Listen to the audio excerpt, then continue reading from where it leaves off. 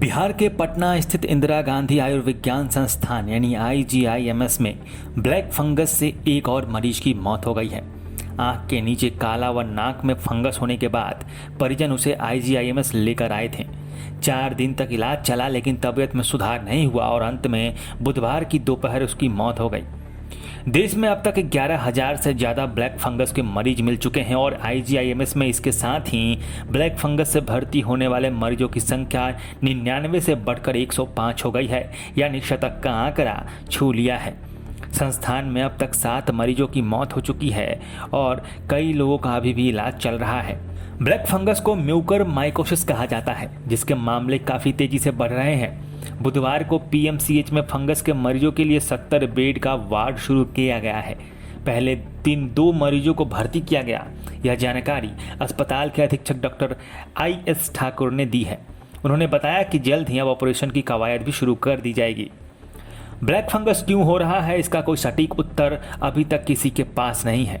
जरूरी ये है कि इसके लक्षण क्या है यह जाना जाए ताकि सुरक्षा के दृष्टिकोण से चौकस रहा जा सके। देश में 11,000 से ज़्यादा ब्लैक फंगस के मामले अब तक मिल चुके हैं। कई राज्यों ने इसे महामारी घोषित कर दिया है। बीमारी सिर्फ फंगस नहीं है, शरीर के किसी हिस्से का सड़ जाना है। सड़े हुए स्थान पर किस रंग का फंगस लग रहा है यह महत्वपूर्ण नहीं है, इसलिए फंगस के फेर में ना पड़े। इस बात का ध्यान रखें कि कोविड से ठीक होने के बाद आपके शरीर का कोई अंग सड़ तो नहीं रहा है, क्योंकि कोविड के दौरान रक्त के थक्के जमने से हमारे शरीर के अंगों में सरांध उत्पन्न होने लगी है।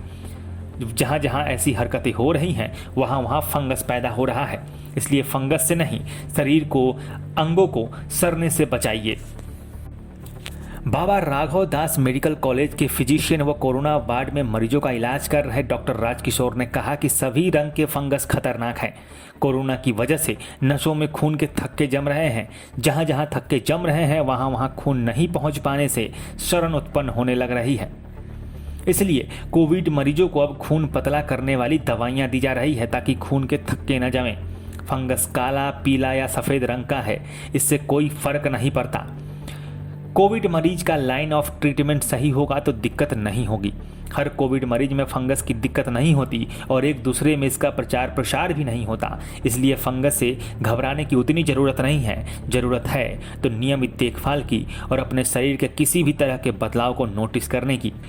आँख व नाक के पास दर्द व लाली, बुखार, सिर दर्द, खांसी, सांस लेने में कठिनाई, खून की उल्टी और मानसिक स्थिति में बदलाव, नाक में काला जमाव या श्राव, गाल की हड्डी पर दर्द के साथ काला पड़ना, चेहरे पर एक तरफ दर्द, शून्य और सूजन होना, नाक या तालू के ऊपर कालापन आना, दांत में दर्द व जबड़े की कालिमा के साथ दांतों का ढीला होना, त्वचा के काले चुकते युक्त घाव जैसे लक्षण पर इंसान को सतर्क होने की बेहद आवश्यकता है।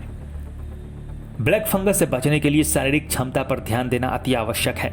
कोविड होने पर मधुमेह यानी डायबिटीज के स्तर को इंसुलिन के सेवन से नियंत्रित करना जरूरी है। चिकित्सक की निगरानी में ही स्टेरॉयड का सेवन करना चाहिए। घर की सफाई करते समय या कहीं भी बाहर जाते समय मास्क का प्रयोग जरूर करें। बागवानी या कोई खाद के बीच कार्य करते समय जूते, लंबी पैंट, फुल बाजू वाली कमीज और दस्ताने पहनना ना भूलें। सभी फंगस खतरनाक होते हैं। फंगस लगने का मतलब शरीर का वह हिस्सा सड़ जाना है। किसी भी फंगस का इन्फेक्शन खून में चला जाता है तो ज़्यादा खतरनाक हो जाता है। फंगस के किसी भी तरह के लक्षण दिखे तो घबराएं नहीं, मेडिकल कॉलेज की पोस्ट कोविड OPD में जाएं और जांच कराएं।